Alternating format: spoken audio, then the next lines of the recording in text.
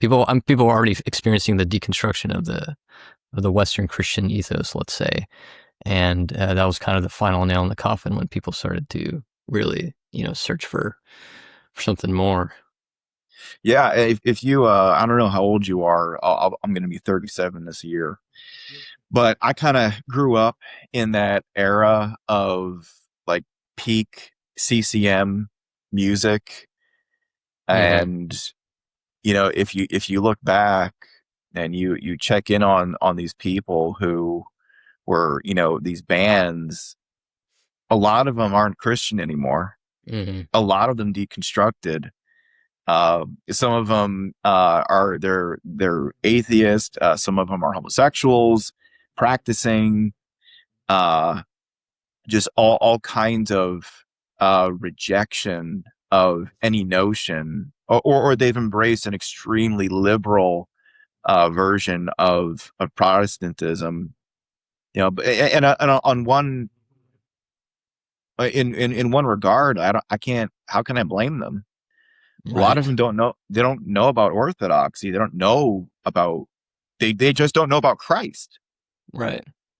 Uh, and the evangelical world has, in many cases, done tremendous damage to these people, and they truly need mercy. Right. Again, like what I said, the devil just needs to veer you off just a small degree, and that all started back in the 11th century with the schism, and you can see how from just adding those three words to the creed, 1,000 years later, you have people totally rejecting Christianity wholesale and becoming atheist. And it's no wonder. I mean, if, we have these experiences in Western Christianity that are just really making us feel so dejected.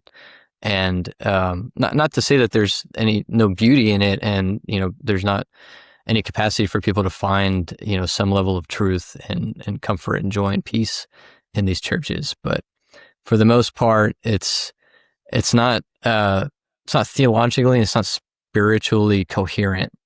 And No. so because of that, people notice that, and they pick up on that, and then like they attend youth groups, but then the people in the youth groups are sleeping around with each other behind closed doors, and there's just, you experience stuff and you're just like, I know this is not how it's supposed to be, right? Because we pay lip service to what Christianity is supposed to be, and what's in the Bible is not this, right? But then our personal experience is, but this is what I'm seeing in Christianity. So yeah, it's no wonder their reaction to it is atheism, and it's completely understandable. Yeah, I mean, look, if your entire experience with Jesus Christ is purely intellectual or purely emotional, uh, it's not going to sustain you, because Mm, that's not Christ. You haven't found Christ. You've found certain truths about Christ, but you haven't found Christ. yeah, Christ is found in His church, right. Well, yeah. I mean, the church is his bride, right? right? And he is the head of the church. And I would say, like, it's a good point that you say about intellectual and emotional capacities, because um, Jesus, our experience of Christ and communing with God is not an intellectual exercise, and it's also not an emotional exercise. That's why, like in Orthodoxy, there's a sense of passionlessness, Mm. and so, like, if you look at icons, let's say of Christ and of the saints, they have very neutral expressions on their faces.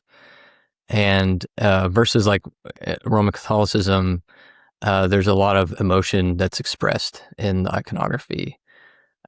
Just like, for example, the icon of Christ on the cross in the Orthodoxy, he's got his head is like a little bit sunken, and it's a little bit downtrodden, Yeah, right?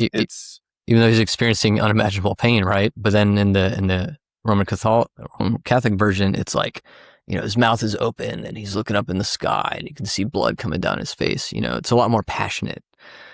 Um, and the reason Orthodoxy has this sense of dispassion is that's a means with which the demons and the devil can kind of manipulate us is through our emotions, right? Because that's kind of partly the root of our passions is our desires, our desire for.